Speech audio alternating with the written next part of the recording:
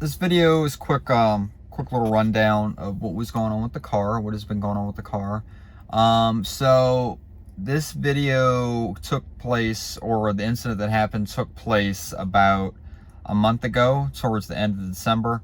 What happened is basically I went to pick up an online order at Best Buy, and in the process of picking up that order, I went inside to get the order right quick, but I parked up close towards the front of the building. And usually I park, way out, away from everybody. But this particular time, I decided to park up close.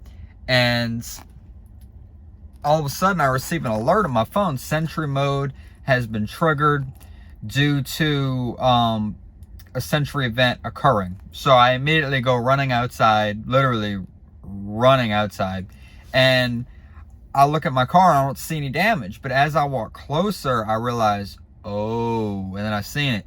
The front end of the car, the front left of the car, that fender and the bumper was hit by this white truck. It was a business truck, but the guy owned the truck. It wasn't a company vehicle. He owned it. It was company branded, but it wasn't owned by the company. It was owned by him personally, which meant it had his personal registration, his personal insurance, and his own personal driver's license, what he's had in the car. It wasn't any kind of company related. So before anybody says, oh, there's company branded, you could sue him.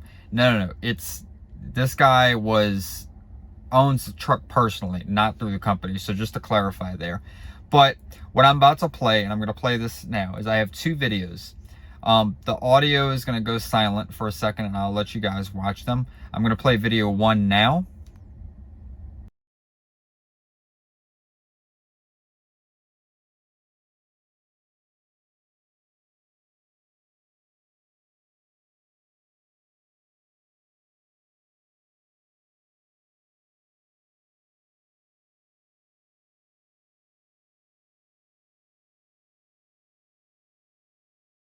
And now I'm going to play video number 2, which this is the second video showing the angle from the side repeater where he hits the car on the left. And you could see that angle. The angle you just saw was the front angle.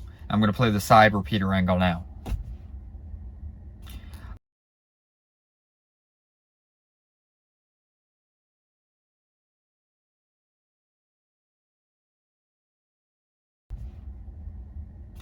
All right, so what you guys just saw was the two Sentry mode recorded videos of where the guy hit me in his truck, and you could see that his back left tire impacted the front bumper of my car and the fender, which caused damage. It dented in the fender, and I'll put a photo of that up on the screen now.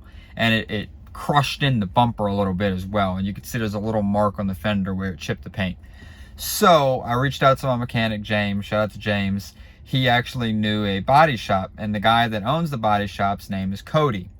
Cody used to work for Tesla, just like my mechanic did. They both were Tesla sales / service reps. And since they both work for Tesla, I have a lot of faith and trust in both of them because they worked on the vehicles. They know the quirks, the ins and outs of Tesla, what they like, what they don't like, all these things, right?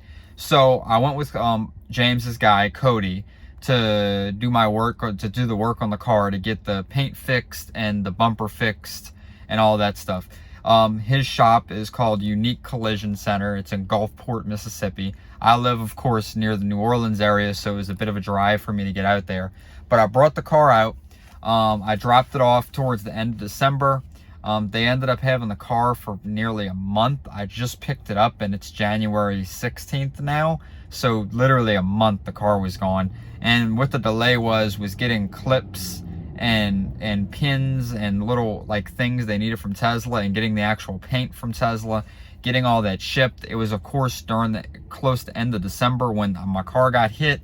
So this is during Christmas time, so packages were moving slow, and it was a bunch of delays. It should have been done in 2 weeks. It ended up taking a month. The other thing is my P3D logo. I'll put an image of that up on the screen. The P3D logo, apparently they don't make it anymore. So I had to reach out to the company, Abstract Ocean. Shout out to the support team in Abstract Ocean, based out of Texas.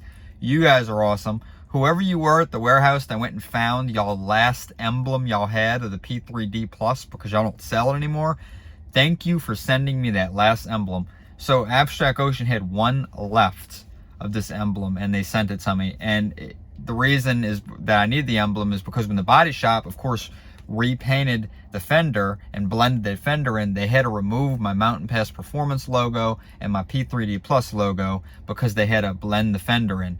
So because they removed it, it was going to be difficult to get the old emblem to restick. It was just much better to order a brand new one, which wouldn't have been a problem if they still sold the emblem, but of course they don't. So again, shout out to that guy or girl, whoever it was at Abstract Ocean that went and found the last emblem y'all had and sent it to me. Huge thank you to you, because that was huge. So once we got the emblem and the clips and the paint and everything, then the process started getting moving. They had to reassemble the car. I'll put some images up on the screen. They had the car totally disassembled. I mean, it was in pieces. And also, you know, I mean, they got the car reassembled, and it took about a month. So, of course, once I got the car back, I'm now having this weird audio issue where volume is only playing out of my dash speakers and the speakers up here, but it's not playing out of any of my doors, front doors, back doors, or the back subwoofer. And I'm not sure why. Also, the microphone has stopped working. Open glove box. Open glove box. Yeah, nothing. It doesn't work. So the microphone doesn't register commands. The speakers in the doors and the sub don't play. The only speakers that play is the dash and these little tweeters up here. That's it. I don't know. I asked the body shop directly. I said, hey, did y'all touch anything related to the sound system? They told me no. I said, okay, well, if you didn't touch anything related to the sound system, do y'all know what happened? They're like, no, which I have to believe them, because all they did was take the bumper off, repaint the bumper, and put the bumper back on in the front. So I don't think they could have touched anything sound related. I have a Tesla service request in, and Tesla service is thinking that they need to change the rear amp and the microphone array up here. I just don't understand how both of those things would have died at the same time. That's what I don't understand, because that's kind of coincidental that they would both die at the same time.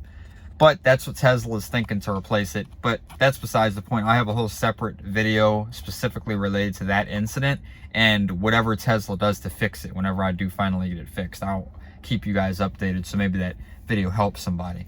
But back to the bumper. So today's now the second day that I've had the car since I got it from the body shop, and I noticed this, which I'll put an image up on the screen.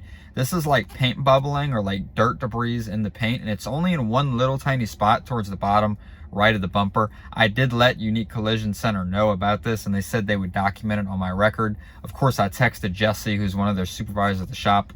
I'm also going to email them because I want there to be a paper trail, not just a text to Jesse, the supervisor. I want there also to be a paper trail of this, because they do lifetime warranty on their paint jobs. It's just with them being in Gulfport, Mississippi, and me being in New Orleans, that one little spot isn't worth it to me to drive all the way back out to Gulfport. So I'm just not going to worry about it. But I just did figure I should mention that, as there was something that happened with the little, you know, bubble mark. Again, not a big deal. I could go over there. They would fix it for me if I wanted, but I'm just not worried about it. But I do need it to be documented on my record in case any other future bubbling happens. It is on record that I called in and reported that spot happened now. That way they know that that's something that's going on with it. The other thing is, with the car sitting at the body shop for a month, this body shop doesn't just do Teslas. They do all kinds of stuff besides just Teslas. So they didn't have a charger. So I would recommend, like, if this anything happens, just like with you, that you bring a mobile charger and put it in your trunk. That way, whatever the body shop is, they can go and plug your car up while they have it. So that way it can have some juice going into it, because my car got all the way down to 24%, which is getting dangerously. But anyway, so other than the bubbling, I am happy with the job they did on the car.